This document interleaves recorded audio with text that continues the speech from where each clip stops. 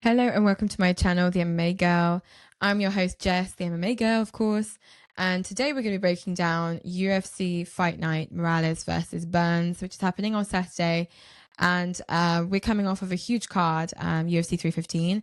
Go check out my 12th episode of my podcast, where I break down everything from UFC 315 to the latest news, to the fallout from UFC Des Moines, all that good stuff. And let's get into this week's fight night, which is obviously going to be a banger because we get to see Gilbert Burns come back. So let's talk all things UFC Fight Night, Burns versus Morales. Of course, this is a welterweight bout for the main event, and we have 5 bouts currently in the main card. There's a 6th bout that is currently on the UFC's website, a prelim bout, but on Google, it's a main card bout, so I'm not really sure. And I'm talking about the fight between Gabe Green and Matthias Camilo. So I'm just going to go off what the UFC are currently posting on their website. This may change, so subject to change. Potentially there's a 6th fight on the main card, but currently we have 6 fights on the prelims and 5 fights on the main card, but potentially we could have the opposite, 6 fights on the main and 5 on the prelims, but I don't think that's what's going to happen. So for our first fight on the main card of the UFC's Fight Night, Burns versus Morales, we have the returning Costa, which we saw not long ago at UFC Mexico City, get a win via decision. And he's going to be fighting Julian Erosa, who is much older than him, has much more experience. But is he going to be able to beat someone like Costa, who is on a winning streak right now? He's on a tear. And we did see some of his weaknesses, of course, last time he fought, because he didn't get an easy victory over his opponent. So this could leave some room for contention. This could be the one fight that trips him up on this occasion. And I think I'm going to go for Julian Erosa. Julian Erosa being an American wrestler coming from Washington, D.C. Current MMA streak is 3 wins. And he currently trains at Extreme Couture. So he's not someone that we should just brush over. He has as many submission wins as he has KOs. And he's obviously, as I said, on a 3-fight winning streak. And he's been in the UFC since he was on Dana White's Contender Series in 2018. He's got 14 wins by submission and 12 wins by knockout. Very impressive resume with 5, of course, decision wins. Most of his losses came from KO. So if Costa was to play this right, he would try and stay on the feet, try and outstrike him, and try and get a KO in there. But of course, Costa has a tendency to take his opponents down, which might happen again on Saturday night. So who knows how this will go down. He might get a better chance using his Muay Thai to get in the victory. But I think that he could be tripped up by Junior Rosa. I'm going to be going with Junior Rosa via decision, because I believe that he could be tripped up by Junior Rosa. So let's see how that goes down. That's my prediction for this fight. The next fight on the main card for UFC Burns versus Morales is, of course, Dustin Stoltzfus versus Ruziboev, who Ruziboev is, of course, a very dominant fighter who I believe on Saturday night will get the victory and get the job done quite easily against his opponent, Dustin. So not really much to say on that front. Just I think he'll get the victory in there. He's a very big, dominant fighter, and recently he has been very dominant in the octagon. So I think this time around this won't change. He'll be a dominant fighter as always, and he won't lose. I don't see him losing on Saturday night. So I'm putting my money on Ruziboev. I would say via 1st or 2nd round TKO against Dustin Stoltzfus. Next up, we have, of course, Sodiq Yusuf from Nigeria versus Maran Santos from Brazil. Both very exciting fighters, very good strikers as well. I see this fight staying on the feet. I don't see it going onto the ground unless Santos tries to get a takedown, but I don't see it happening. Santos being 24 years old to Sadiq's 31 years old. Both guys relatively the same height, same reach. If I were to choose who is winning this fight, I'm going to go for Santos. He's on a winning streak right now. He's a very good striker, and I think that he will get the job done against Yusuf.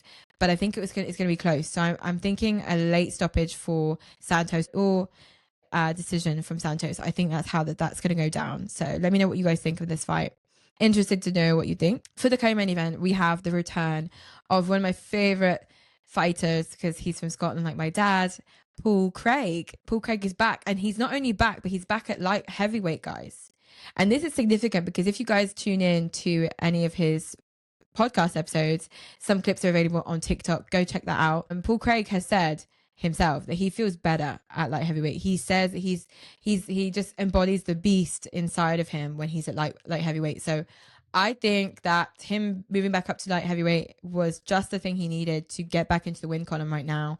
And he's against, of course, Rodolfo Bellato, which is not at all an easy opponent for him at all. Bellato is someone who has a tendency to steamroll his opponents. He's very dominant. He's very young. He's 29 years old. Paul Craig being 37. Does he want to go back up to light heavyweight for a potential fight, for a title? I think he did talk about a title at some point. He's not looking to lose this fight, of course, and he can't lose this fight. He needs to win this fight. So without being biased, I will be picking Paul Craig, because I think with enough time on the bench, with enough time on the sidelines, with his new move back up to a light heavyweight, I think that we will see a newer, well-rested, tougher Paul Craig, not the version that got knocked out by Caio Borrello or who lost via submission against Brendan Allen. What do you guys think of Paul Craig? Do you think it's a good idea he's moving back up to light heavyweight, or do you think that he should have stayed at middleweight? I personally think as he's getting older, I think most fighters would agree with this, is that the heavier you are, if you're in light heavyweight or heavyweight division, I think you have a better chance of staying on longer in the UFC or just in general in a MMA career, because you sustain less damage, which is natural because, of course, you are thicker, bigger, stronger. So I think that Paul Craig, for his career at the age of 37, this is the best idea he could have had. And I think that against a Bellato, this is a real challenge. But I see him winning because Bellato is younger, he's got less experience. Paul Craig has all the experience, and he will, of course, since his last few defeats, he would, of course, worked on all the things he needs to work on, his sparring. You know, he's a good grappler, so maybe the sparring, the striking, etc. And I think he has everything that he needs to win against Bellato on Saturday night. What do you guys think of this one? And last but not least, of course, the main event, Burns versus Morales, Gilbert Burns versus Michael Morales, both of whom are very skilled fighters. I'm actually sad to see them fight because I love both these guys. I think they're very, very skilled. Morales obviously being from Ecuador, Gilbert Burns being from Brazil. Both guys, very dangerous fighters. Of course, Gilbert Burns at the ripe age of 37 compared to Morales, who is only 25. Anyway, Morales has been in the UFC since 2021, where he entered the UFC at Dana White's Contender Series, and he won by unanimous decision. And since then, he has been mostly winning by KO, a few decisions, but most of his wins at the UFC since he signed his contract at Dana White's Contender Series have been by KO.